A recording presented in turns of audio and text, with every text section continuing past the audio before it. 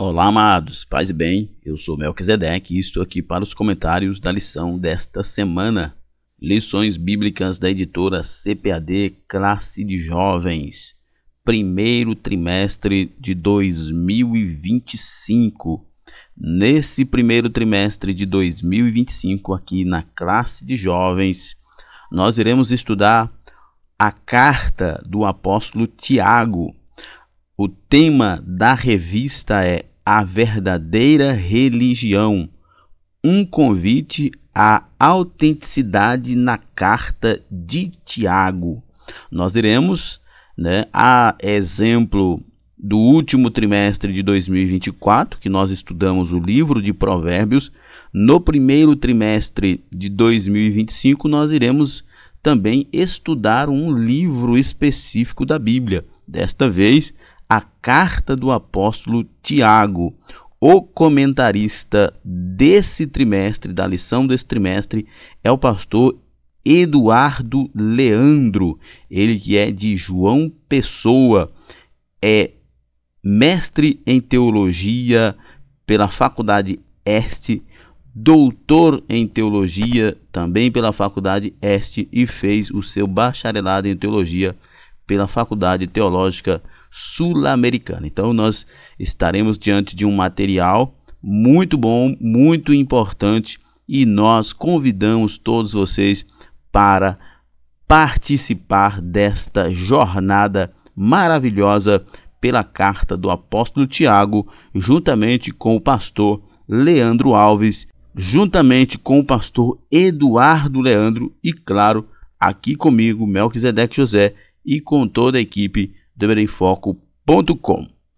Lembrando que você que gosta de ministrar com slides na sua igreja, o EBDemFoco.com disponibiliza para você slides da revista CPAD, 100% baseado na revista, com imagens de qualidade prontos para serem usados. Como eu já falei, agora a lição é a lição de jovens com o tema A Verdadeira Religião, um convite à autenticidade na carta de Tiago. Nós iremos nesse trimestre estudar a carta de Tiago e você vai ter todos os slides de cada lição dessa revista, que dará a você muitas oportunidades, tanto para você ministrar na escola bíblica quanto em outros momentos, porque a carta de Tiago é muito prática. Ela tem muito conteúdo bom para você ministrar em células, em reuniões, em encontros e em cultos de ensino e assim por diante. Portanto, você que gosta de ministrar com slides,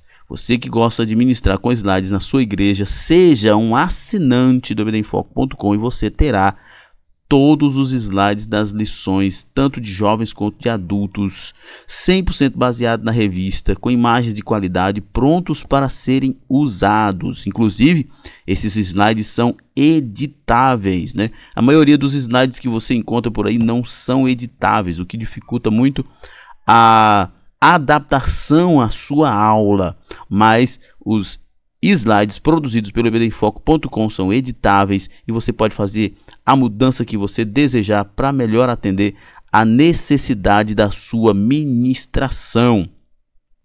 Como eu disse, o conteúdo da assinatura contém os slides das lições de adultos, slides das lições de jovens e ainda mais os bônus, slides de escatologia, slides de discipulado, sermões em PDF, curso básico de teologia e cursos de capacitação para professores, além de uma diversidade de outros cursos para você aperfeiçoar o seu ministério na sua igreja. Nós temos experiência na produção de slides e subsídios da revista CPAD desde 2016. São 8 anos trabalhando com o material produzido pela CPAD para a escola bíblica. E nós já fizemos mais de 750 slides e você pode baixar todos eles aqui no EBDemFoco.com. Basta você ser um assinante do EBDemFoco.com. Temos uma equipe qualificada que se dedica toda semana para entregar um conteúdo de qualidade para você.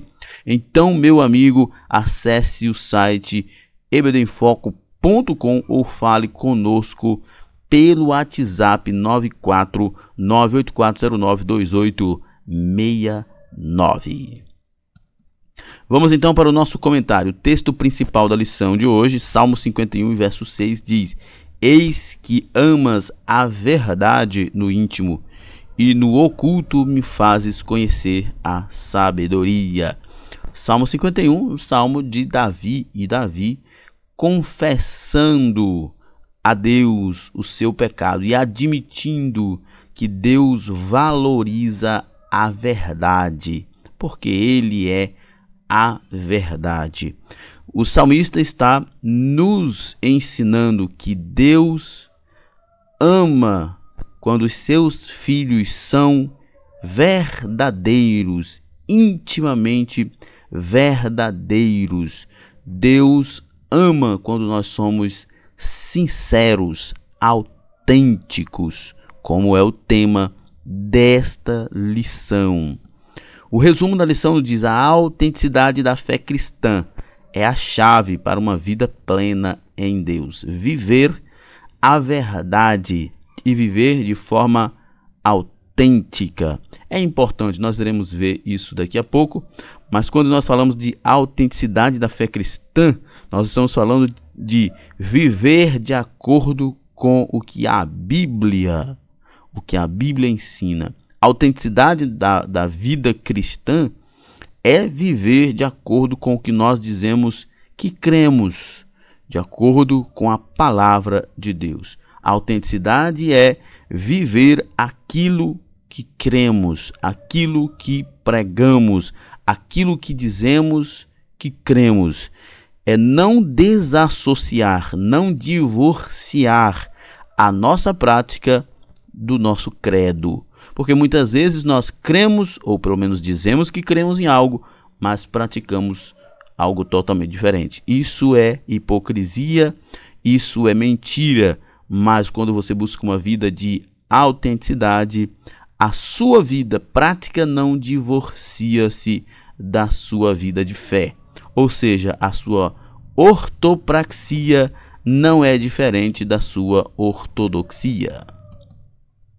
O texto bíblico se encontra em Tiago, capítulo 1, verso 1 ao 4. Como o texto é pequeno, nós vamos ler. O texto diz: Tiago, servo de Deus e do Senhor Jesus Cristo, às 12 tribos que andam dispersas, saúde. Meus irmãos, tende grande gozo quando cairdes em várias tentações. É óbvio, né, isso aqui já foi explicado, né, em muitos outros momentos, que a palavra tentação aqui foi uma preferência ruim do tradutor, porque a palavra mais coerente aqui é, na verdade, provações, né? Sabendo que a prova, tanto que aqui, né, já o verso 3 já traz a ideia do que é realmente o assunto, não é tentação, mas prova. Sabendo que a prova da vossa fé produz a paciência. Tenha, porém, a paciência, a sua obra perfeita, para que sejais perfeitos, completos, sem faltar em coisa alguma. Nós vemos aqui esses primeiros versos da carta de Tiago. Primeiro, nós vemos que a carta é escrita por Tiago, que Tiago está escrevendo a judeus que estão dispersos, e ele tem o objetivo de incentivar os irmãos a permanecerem firmes apesar das adversidades. Vamos para a nossa introdução. Neste trimestre, nossa jornada será junto à carta de Tiago, o irmão de Jesus, né? Isso é importante. Tiago, irmão de Jesus, ele buscou encorajar os cristãos judeus que haviam saído dispersos pela perseguição e estavam peregrinando por outras terras, né? Tanto que o texto diz aos irmãos, né, aos judeus que estão distantes, dispersos, né? Tiago está escrevendo especificamente a cristãos judeus.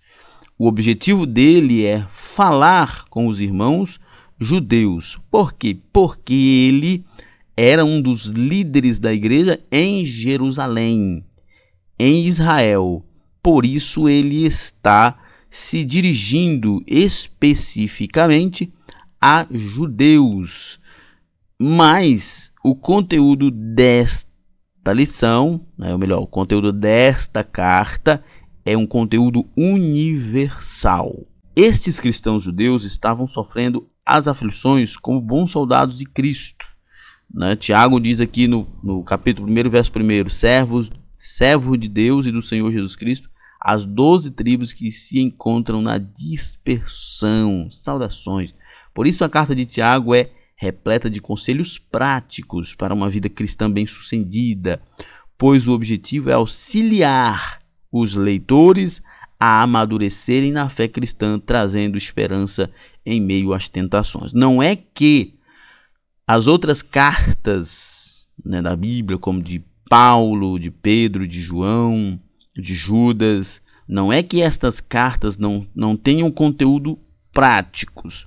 Mas se você comparar, por exemplo, as cartas de Paulo, de Romanos, Efésios, são cartas, Gálatas também, são cartas que são, na maioria das vezes, mais ortodoxia, mais doutrinária, mais teológica, a parte mais doutrinal da Bíblia. Enquanto que Tiago, além da ortodoxia, ele tem a ortopraxia. Ele ensina, ele demonstra como deve ser a vida do cristão na prática e não apenas uma questão de ideia ou de conceito.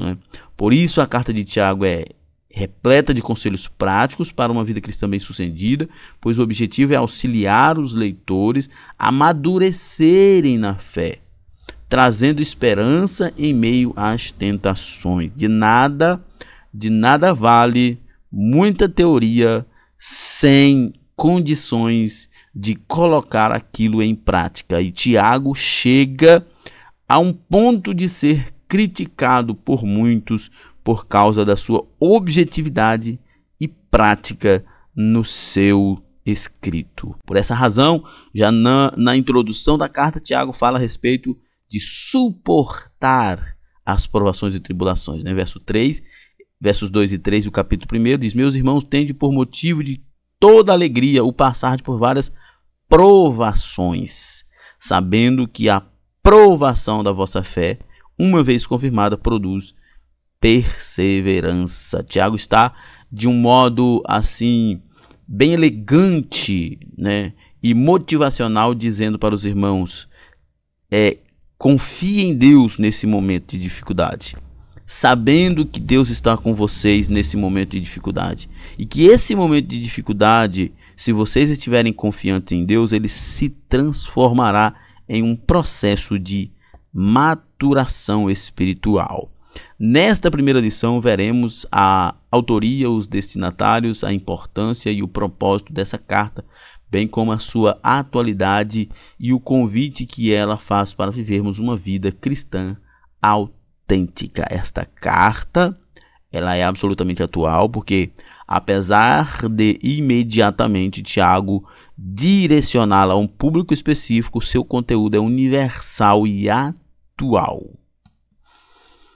Nosso primeiro tópico, a carta de Tiago. Algumas questões técnicas, A carta de Tiago é atribuída a Tiago o Justo, irmão de Jesus e líder da igreja em Jerusalém.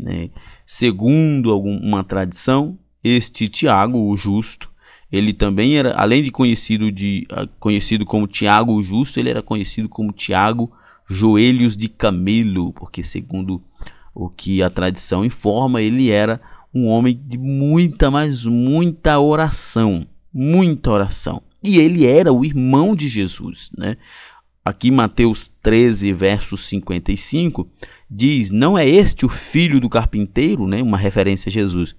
Não se chama sua mãe Maria e seus irmãos Tiago, José, Simão e Judas, confirmando o texto bíblico que Jesus tinha um irmão chamado Tiago, e este Tiago é o autor da carta.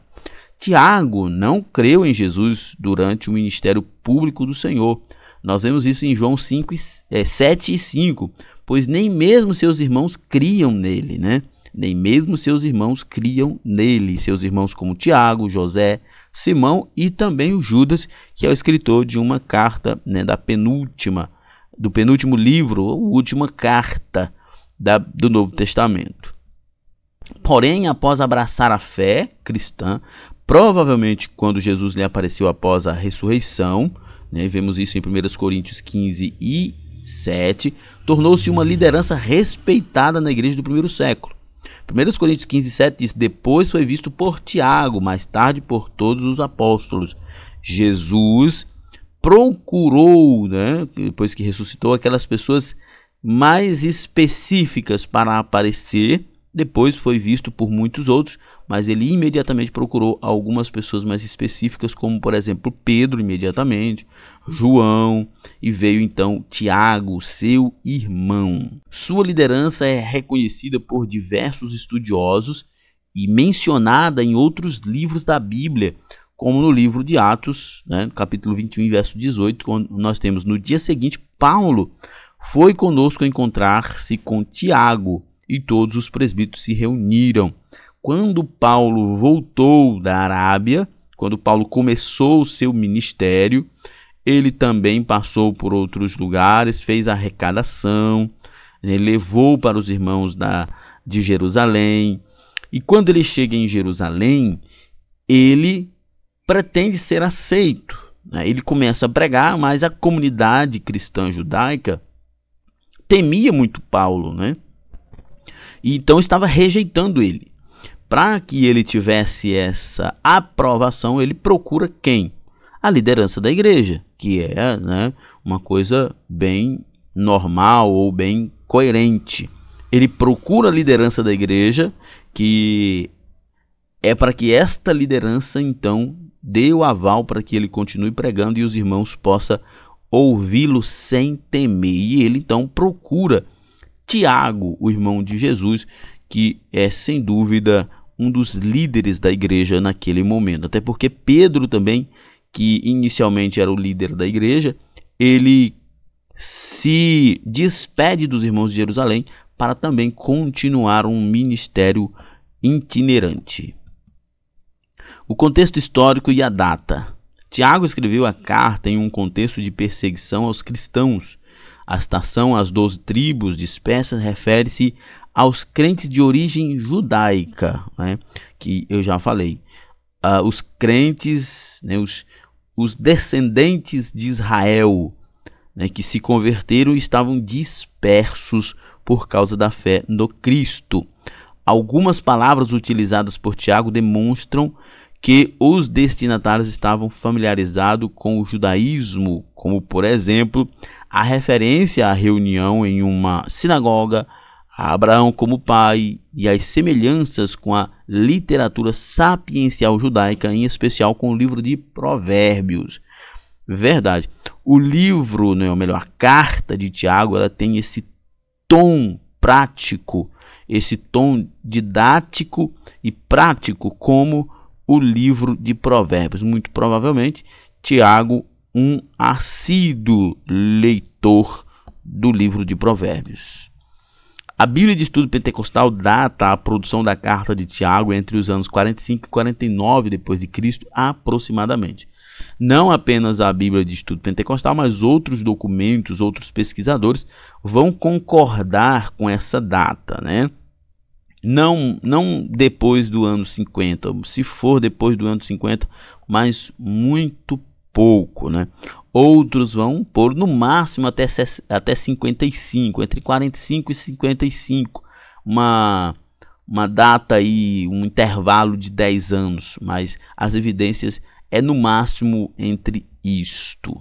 Estilo e estrutura. O estilo da carta é direto e prático, refletindo a personalidade de Tiago como um líder pastoral preocupado com a vida cotidiana dos crentes. Não é à toa que ele é chamado de joelhos de camelo, porque era um homem que orava muito, e nem é à toa que ele era chamado de Tiago Justo, porque ele era um homem profundamente comprometido com a coerência bíblica.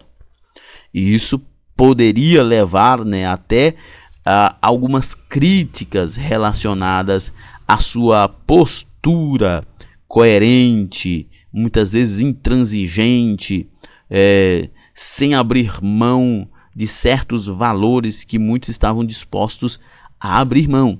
Mas, por esta razão, ele é conhecido como Tiago o Justo. Sua estrutura inclui conselhos práticos, exortações e ensinamentos morais, tornando-a bastante acessível e aplicável. É importante que nós observemos na Bíblia, isso aqui o professor deve explorar com seus alunos.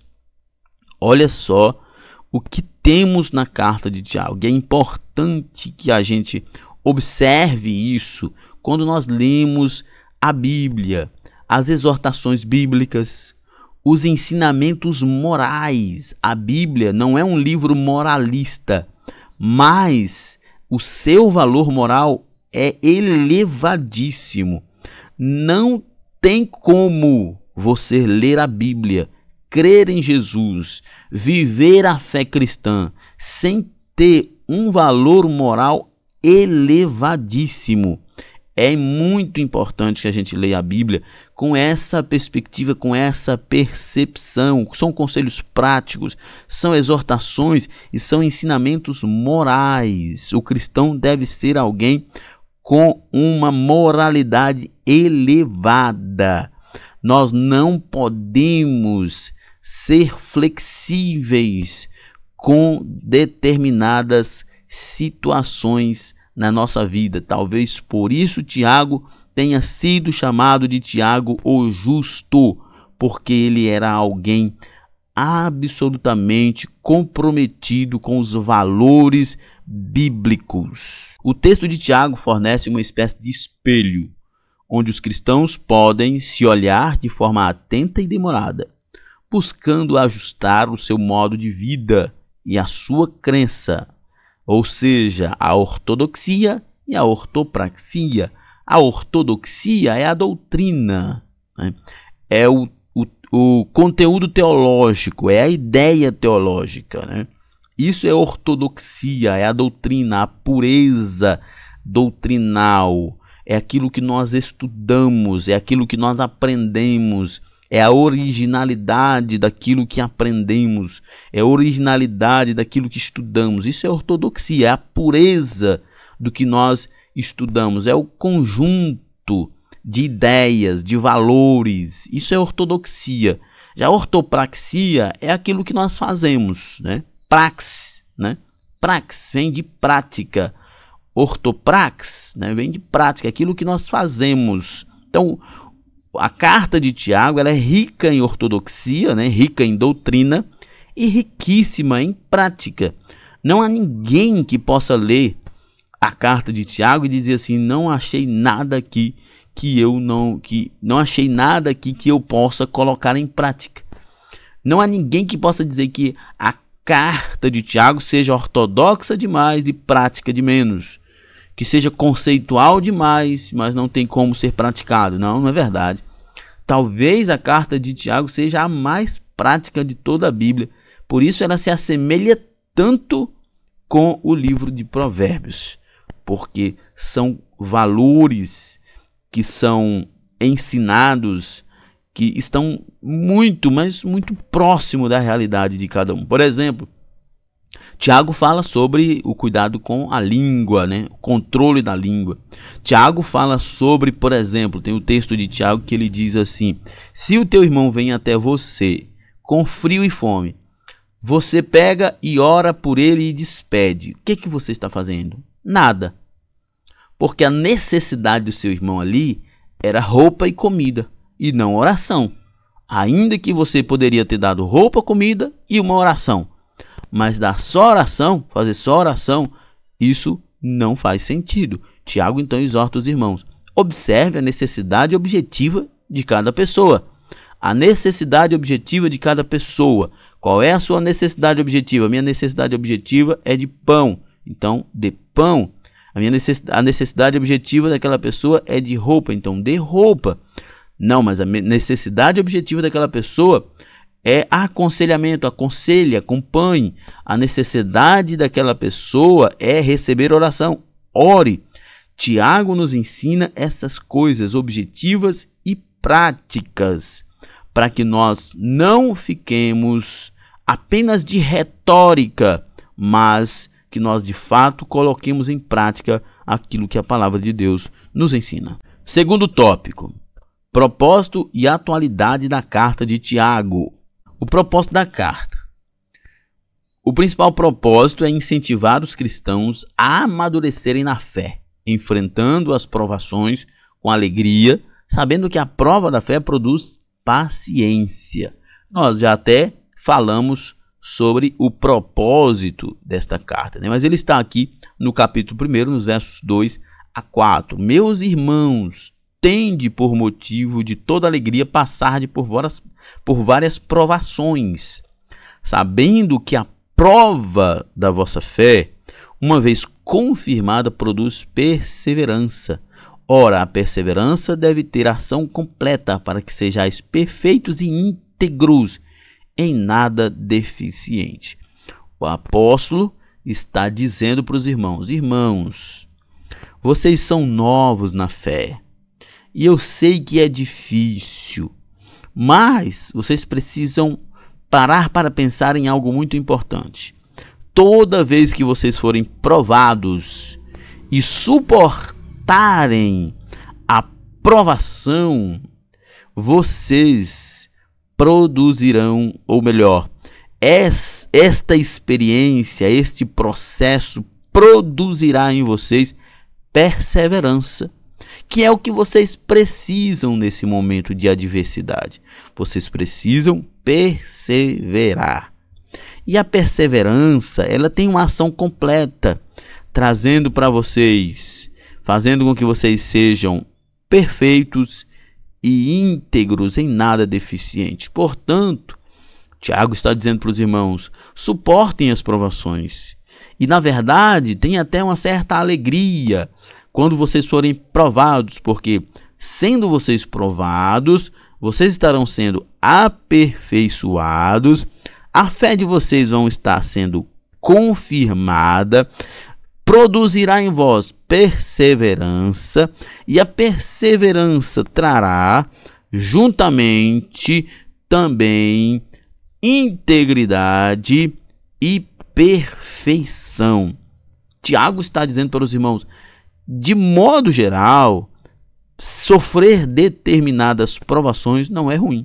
É, na verdade, um processo educativo de Deus para aperfeiçoar a nossa vida e a nossa fé. Isso aqui deve ser explorado pelos professores com seus alunos.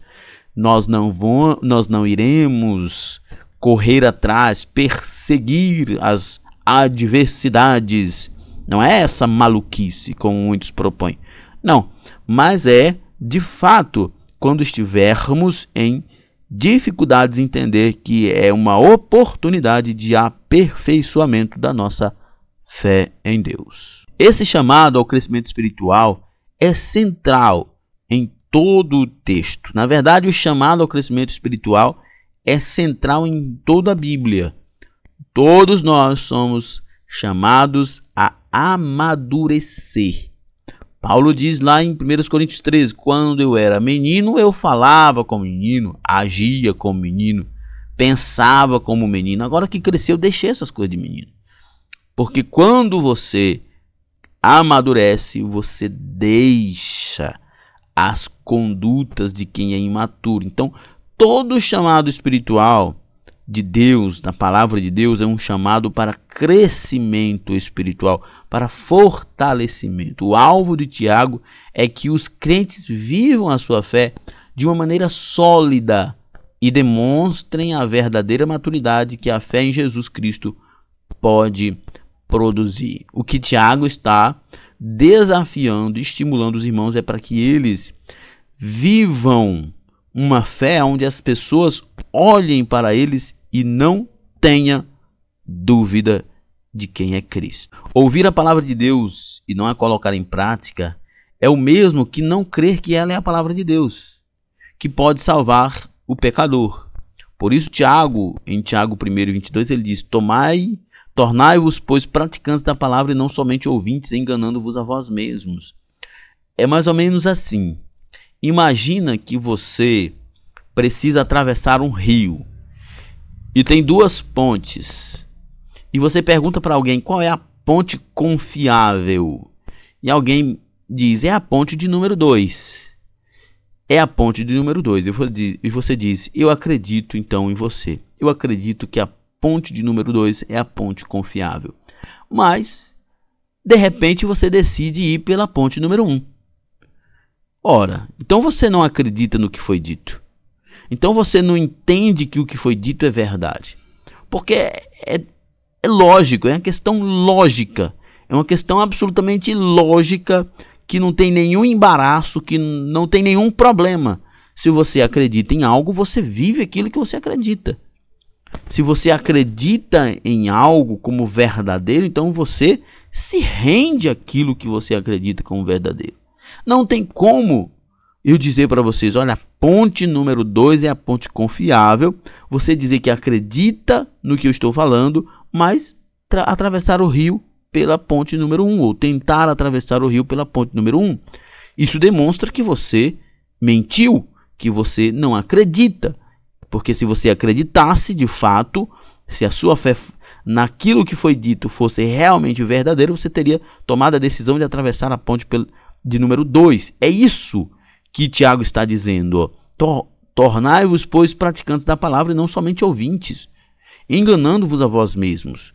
Porque se você ouve até atentamente, mas não coloca em prática, de nada acontecerá. Se você ouve eu dizer que a ponte de número 2 é a ponte confiável, mas você não anda por ela, isso não vai mudar nada na sua vida. O que pode acontecer é levá-lo a uma grande tragédia. A aplicação prática. Os ensinamentos de Tiago são extremamente práticos, abordando questões como o controle da língua, a pureza moral, né? Nós já falamos sobre isso, a justiça social, né? Também já falamos sobre isso, sobre a questão de que Tiago fala do irmão que vem até nós sentindo fome e frio e nós apenas oramos. Isso não é justiça social. Isso é apenas se livrar da pessoa. Não é isso que a Bíblia ensina. Esses temas continuam sendo relevantes em nossa vida diária, demonstrando a atualidade da carta de Tiago. Cuidado com a língua. Cuidado com a língua. Na verdade, Tiago tem um texto enorme falando sobre o cuidado com a língua. Ele diz: a língua é tão pequena, mas é como uma faísca que incendeia um bosque inteiro. A língua é como uma faca. A boca que fala mal, que usa a língua para o mal, ela é como uma fonte amarga. E para o cristão, Tiago diz que não pode uma mesma fonte jorrar água salgada e água doce. Isso é impossível. Tiago está dizendo: a língua que maldiz, a língua que profana, não pode ser a língua de um cristão verdadeiro, porque o cristão verdadeiro, a sua boca é para a glória do Pai, é para a glória de Deus. Então, muitas coisas que Tiago ensina são absolutamente práticas, são coisas simples, mas são poderosas para a transformação das nossas vidas. Para um bom aproveitamento do estudo da carta de Tiago, é importante pensar em como podemos ajudar as pessoas e a nós a serem praticantes da palavra e não apenas ouvintes, como eu disse agora há pouco, dando o exemplo da ponte, né? De nós ouvirmos o que foi dito. Se de fato nós cremos, então nós precisamos nos esmerar em praticar. Se a palavra de Deus nos diz, como Tiago diz, que nós temos que permanecer firme diante das provações, porque a provação traz aperfeiçoamento da nossa fé, então, quando formos provados, nós devemos confiar em Deus e não murmurar. É isso que o texto de Tiago está ensinando. Se nós acreditamos realmente na palavra de Deus, então quando nós lermos na palavra de Deus que a boca é como uma fonte, e da mesma fonte não pode sair água salgada e água doce, então nós não podemos usar a nossa boca para abençoar e amaldiçoar. Isso não faz sentido. Se a Bíblia, como diz Tiago, está dizendo que se um irmão vem até nós com uma determinada necessidade, nós apenas oramos por ele, nós estamos errando, porque nós temos que olhar para a necessidade daquele irmão e atender aquela necessidade, se nós tivermos condições disso. Nós temos que atingir aquilo que é objetivo. Se a palavra de Deus está ensinando assim, nós não temos que ficar procurando rodeios, procurando facilitar a nossa vida. Nós temos que obedecer. Isso é muito importante, porque, por exemplo, eu vi um judeu falando o seguinte, alguém perguntou, por que o judeu faz tal coisa e ele não abre mão disso? E ele responde, porque a Bíblia diz. É por isso. Mas qual a razão? Não tem uma razão. A razão é porque a Bíblia diz. Ah, mas não tem especulação, não tem uma argumentação. A gente faz porque a Bíblia diz que tem que ser feito. É isso. Se nós ficarmos tentando manipular a palavra de Deus para poder termos uma vida mais fácil, não é Bíblia, não é viver a Bíblia. Isso é manipulação, é distorção, isso é erro, é heresia. Nós temos que olhar para a palavra de Deus, compreendê-la e obedecer aquilo que o Senhor nos manda. Convite à autenticidade. O que é autenticidade, na verdade? A autenticidade é a prática de ser verdadeiro consigo mesmo e com os outros, mantendo a coerência entre crenças, valores e ações. Isso aqui é sensacional. O professor deve absolutamente discutir isso com seus alunos, expandir isso com seus alunos. As nossas crenças, os nossos valores, a nossa retórica, aquilo que nós falamos, é coerente com o que fazemos? Por exemplo, você diz, olha, como Paulo diz lá em Romanos, você que diz para não adulterar, você adultera? Você que diz para não mentir, você mente? Você que diz para não roubar, você rouba? Você que diz para orar, você ora? Você que diz que temos que ler a Bíblia, você lê a Bíblia? Você que diz que nós temos que evangelizar, você evangeliza? Isso é coerência. É básico. Isso é coerência. Aquilo que você diz, você faz. A incoerência é você falar que temos que orar, mas você não ora. A incoerência é você dizer, temos que ser uma igreja que evangeliza, mas na hora do evangelismo você não vai. Isso é absolutamente incoerência. Isso é uma retórica vazia. Isso é uma hipocrisia colossal. Isso não deve ser vivido por nós, nenhum cristão. É uma qualidade que promove a integridade pessoal, relacionamentos saudáveis e uma vida plena em Cristo. A integridade, olha só que maravilha, a integridade, ela promove integridade pessoal. Quando você é uma pessoa que realmente é coerente, as pessoas começam a confiar em você. E com isso, os relacionamentos são seguros, né? Quando você é coerente, as pessoas começam a confiar em você. Porque quem é que vai confiar numa pessoa que muda de opinião toda hora?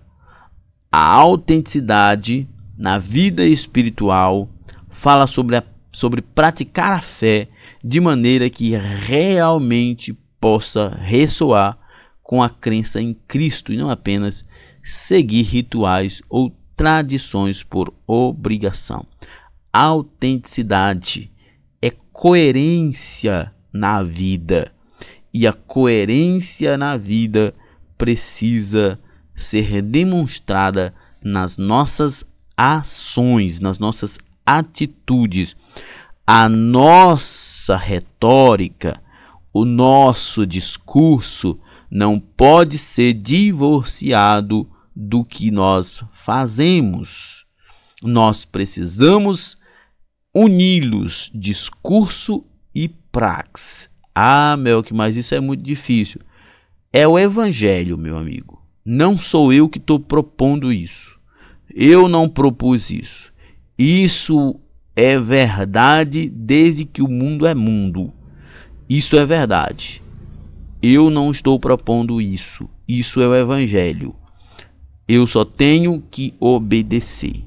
Tiago faz um forte convite para que os cristãos sejam autênticos em sua fé, vivendo de acordo com os ensinamentos de Cristo. Se nós somos cristãos, a autenticidade vem com a coerência no que nós cremos. Se nós cremos em Jesus como nosso Senhor e Salvador, espera-se que nós sejamos obedientes à sua palavra.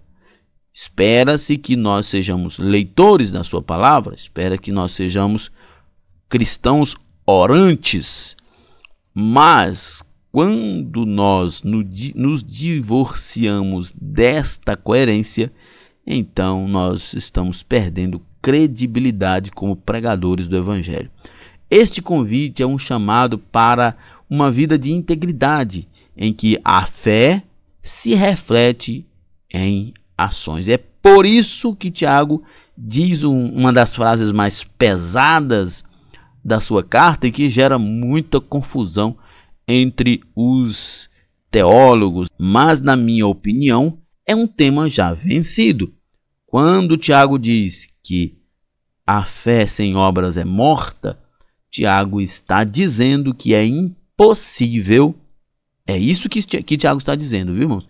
É impossível demonstrar uma fé verdadeira sem prática. Tiago está ensinando que a fé, ela não é apenas um conceito. A fé é um poder que nos leva a uma vida prática, a uma vida coerente com aquilo que nós aprendemos da palavra de Deus. Tiago encoraja os que sofrem a terem a certeza de que Deus está trabalhando por meio das aflições para nos moldar e nos encorajar na fé.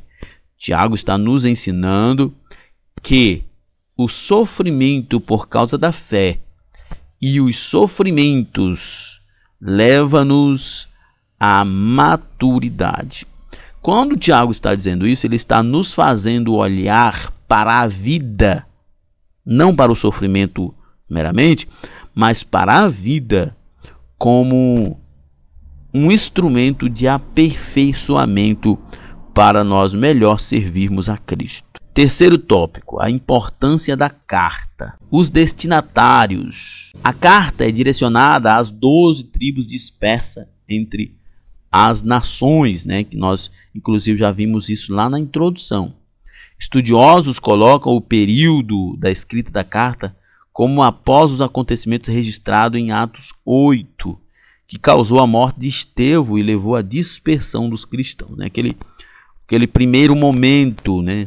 No início da perseguição de fato, né? Quando Estevão é assassinado, Paulo está ali consentindo com isto e está buscando carta com as autoridades judaicas para perseguir esses cristãos judeus, e eles então começam a se dispersar por todo o reino romano, por todo o Império Romano, por todas as nações do Império Romano, não apenas mais na região da Judéia. E é a este povo, né, que Tiago de alguma forma sabe, né, recebe alguma informação de que estes irmãos estão sofrendo pelo Império Romano afora. Então ele escreve aos irmãos para que eles perseverem apesar das adversidades. Embora ela tenha sido escrita para os primeiros judeus convertidos, seu conteúdo é útil para todos os crentes em Cristo em todas as épocas, né? Como eu disse, que apesar da carta de Tiago ser uma carta direcional, ela é também universal.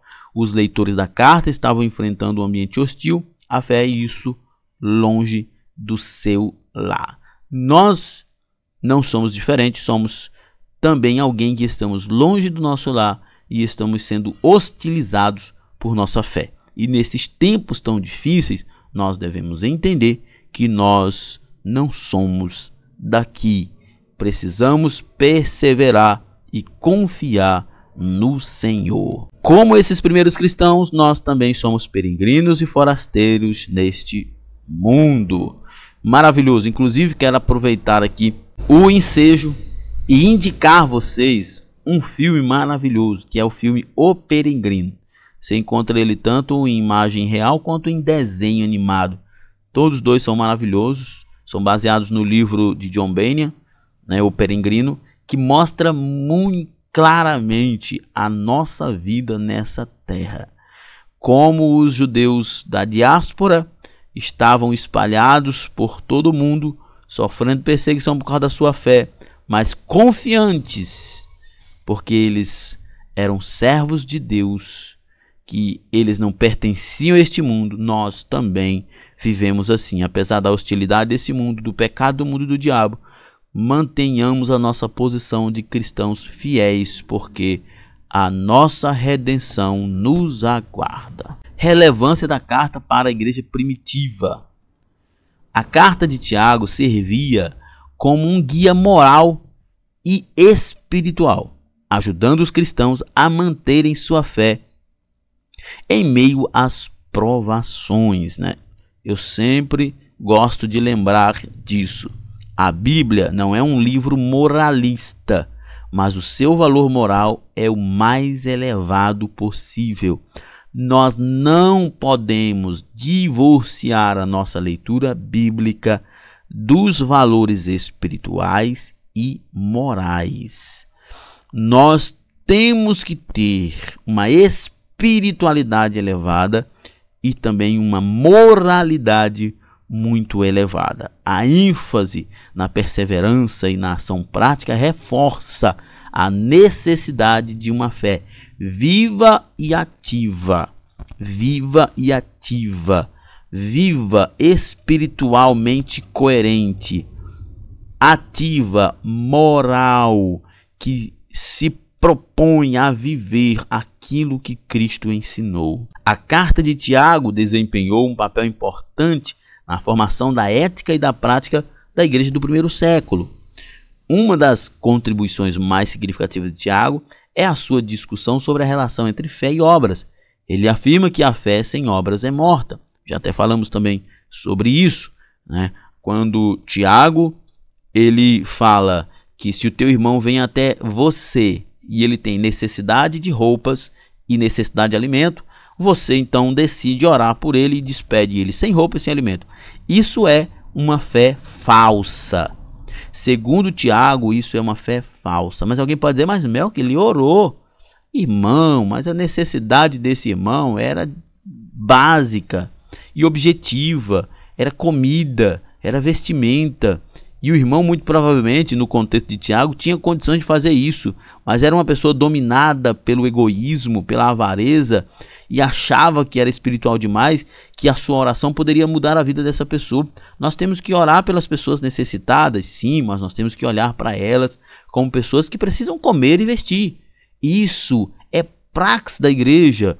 É o que Tiago está nos ensinando. Esta ênfase na necessidade de demonstrar a fé por meio de ações era crucial para uma igreja que buscava estabelecer a credibilidade e a autenticidade da sua mensagem em um ambiente muitas vezes hostil e cético. Parece que nós estamos vivendo a mesma situação. Só não tem aqui no Brasil, por exemplo, ninguém sendo degolado, cortado a cabeça, enforcado fisicamente, mas moralmente tem. Moralmente tem, mas por que nós sofremos tantos esses problemas? Olha só o que o texto diz, ó. Esta ênfase na necessidade de demonstrar a fé por meio de ações era crucial para que a igreja que buscava estabelecer a credibilidade e a autenticidade da sua mensagem em um ambiente muitas vezes hostil. Hoje as igrejas não têm credibilidade. As igrejas não têm credibilidade porque hoje elas estão profundamente mergulhadas na politicagem, na ganância, na busca pelo poder.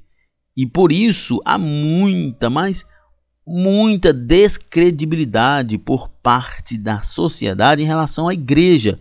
E a igreja nós precisamos como cristãos buscar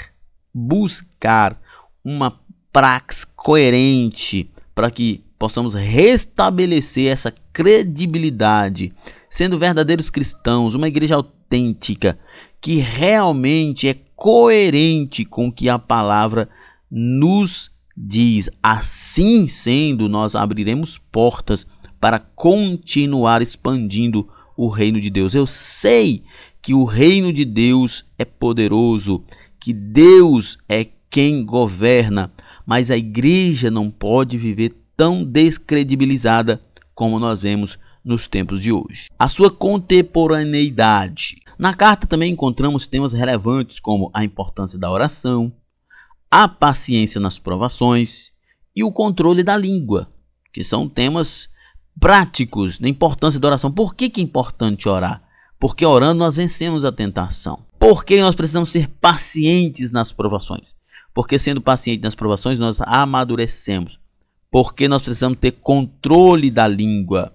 Porque nós não podemos ser incoerentes no que falamos e no que cremos. Suas administrações oferecem orientações valiosas para os cristãos contemporâneos. Nós devemos, com assiduidade, estudar a carta de Tiago. E vai ser maravilhoso estarmos nesse trimestre estudando a carta de Tiago, porque Deus tem muito a nos ensinar mais uma vez. A ênfase de Tiago na autenticidade, na coerência entre fé e obras desafia os crentes a viverem de maneira que reflitam verdadeiramente os ensinamentos de Jesus. Eu gosto sempre de lembrar isso, né? Quando nós falamos dos ensinamentos de Jesus. Na teologia a gente estuda teologia alta e cristologia alta e cristologia baixa, né? O que é isso? Cristologia alta é quando nós estudamos o Cristo Deus, né? Aquele que salva, aquele que cura, aquele que andou sobre as águas. É maravilhoso nós estudarmos sobre isso. Mas nós também temos que estudar a cristologia baixa. Qual é a cristologia baixa? O que é cristologia baixa? É aquele homem que atendia bem as pessoas.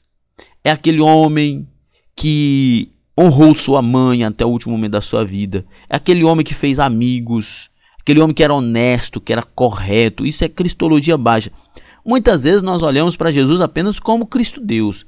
E esquecemos de que ele era um homem, que ele vivia uma vida honesta, amando as pessoas, ensinando as pessoas. Isso não pode ser divorciado da nossa fé. Nós precisamos olhar para os ensinamentos de Jesus e entender que os ensinamentos de Jesus e que o exemplo que ele deu era algo que ele estava fazendo, sabendo que aquilo é possível ser feito por nós. E nós devemos nos esmerar nisso. Nós devemos nos dedicar nisso. Não devemos ler a Bíblia apenas como um livro místico. A maioria das pessoas hoje em dia estão com isso. Abre a Bíblia num determinado texto, deixa em cima da mesa, na cama, no escritório, no carro. Muitos colocam a Bíblia no carro porque pensam que a Bíblia no carro vai livrar do acidente. Gente, pelo amor de Deus.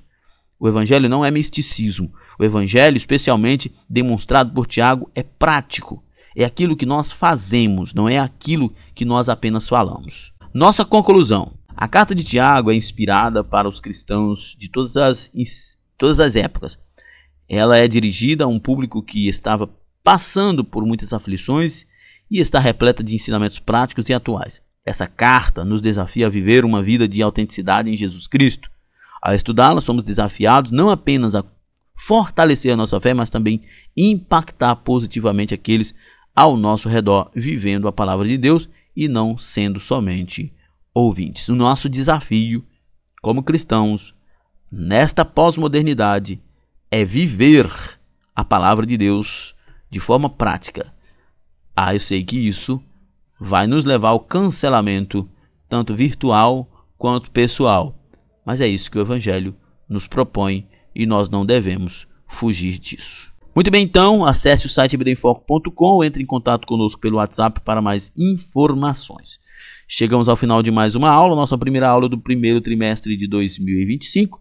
E lembrando que na plataforma bibleaemfoco.com você tem tudo o que precisa para ministrar uma aula de excelência na EBD. Por isso não esqueça de acessar o site ou entrar em contato conosco pelo WhatsApp. Ficamos por aqui, até a próxima. Paz e bem a todos.